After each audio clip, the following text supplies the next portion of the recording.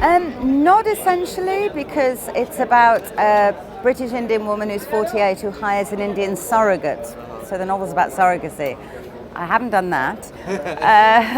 I have been a late mother though, and I do have many friends who've been through the pain of infertility, and I've had to face up to aging like every other woman of a certain age. So that part was autobiographical, but the reason I chose this subject, I thought it was a fantastic metaphor for me to explore the relationship between India and the West, the outsourcing of fertility, sexual politics, the ownership of women's bodies, all the stuff that I'm really very interested in. And at the heart of it, this really fascinating relationship between an Indian woman from Britain and an Indian woman from a rural village, both of whom hold the key to each other's dreams. But it's so layered and morally complex. Is the woman from Britain just a colonial exploiter buying a womb, or is she making a poor woman's dreams come true?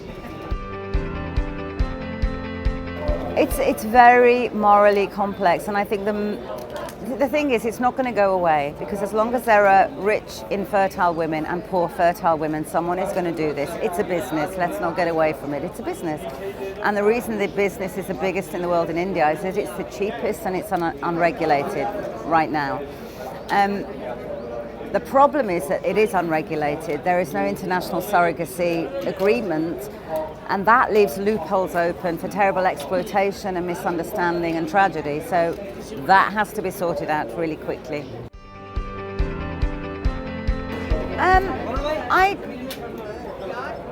I still think it's a male-dominated world, that's true. And I still think Indian women in comedy, tiny. They're a very small bunch. The irony is that actually women talking amongst themselves are hilarious. And if you guys could hear what we talk about, you would be shocked, appalled, and amused. And that's sort of what I try and capture in the stuff I write. So, yes, I think we have a way to go, but it's quite a brutal, full-on world, especially stand-up comedy, and you really have to develop a very thick skin. But with every generation that comes up, I see things changing. We have Mindy Kaling in the States and Lily Singh in Canada. We have us guys in Britain. I don't know if you have any female stand-ups here right now, but we have a couple in Britain who are very, very good. So I think it will change, but I think it will take time. Not from what I've seen around the festival, I've had plenty of very funny conversations, and satire is alive and well.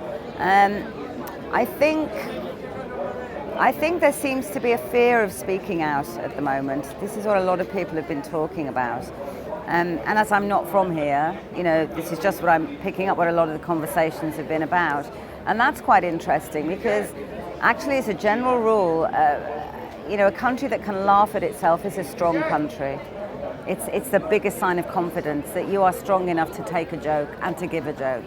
And satire is essential for any democracy, because the satirists are the one that keep reminding people what the subtext of everything is.